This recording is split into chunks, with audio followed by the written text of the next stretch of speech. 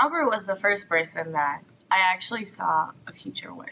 And we spent every day not thinking that there was going to be an end to our story, which made our relationship so fun. And it wasn't until I went to Israel to visit my family where I started feeling like there was a problem with our relationship. So I grew up in a Jewish traditional household, and Robert grew up in a Catholic American, kind of like old school household. And there were problems in our relationship because of that, but they weren't so noticeable up to this point.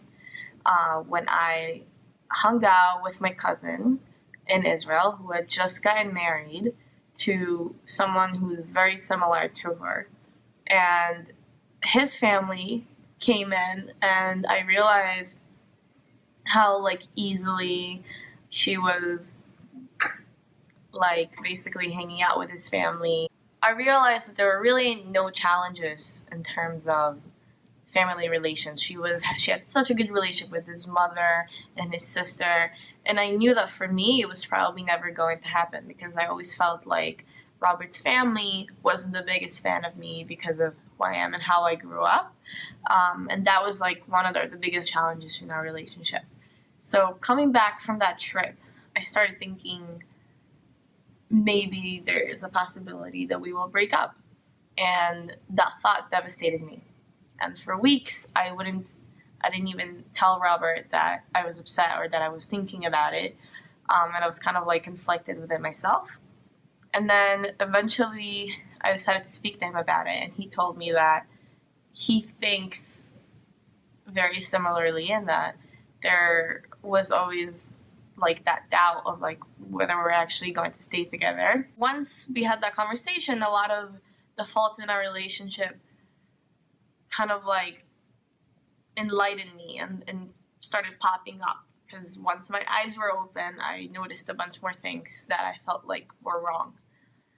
We eventually broke up about 3 months after that incident, and I was devastated and he was devastated, and we knew that I was going away for 3 months, so we decided that up to that point we're still going to stay together, just to hang out and kind of just go through this difficult time together.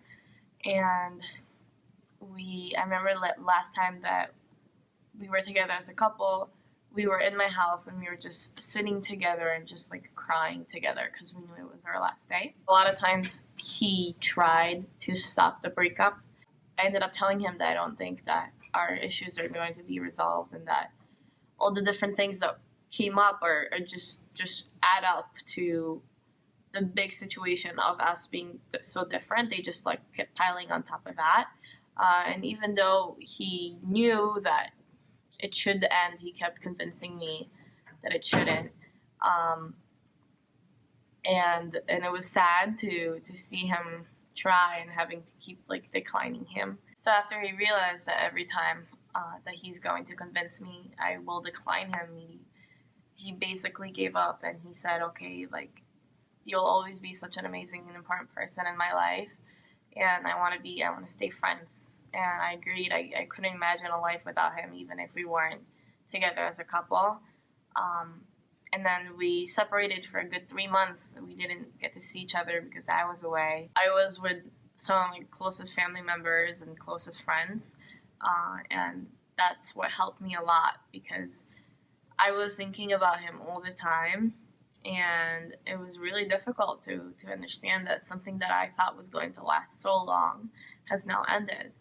And it helped me a lot to have someone kind of listen, and someone who's so close to my heart and knows me so well, be around me and support me.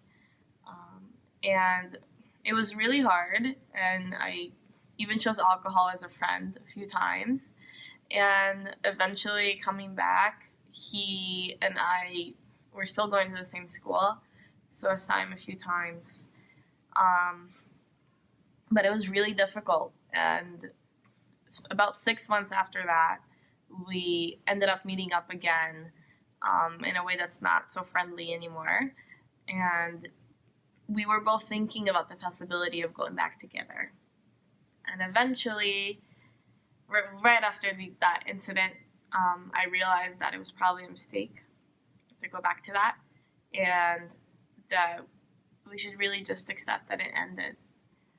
And from then on, we both went on to our separate lives, and there hasn't been an incident since then. I believe that a lot of times, trying to cope with what was happening, um, what helped was being with someone else and entering another relationship. But for a good 2 years, I wasn't able to connect to anyone emotionally and really feel like I'm not bored by them or I don't have that spark with them.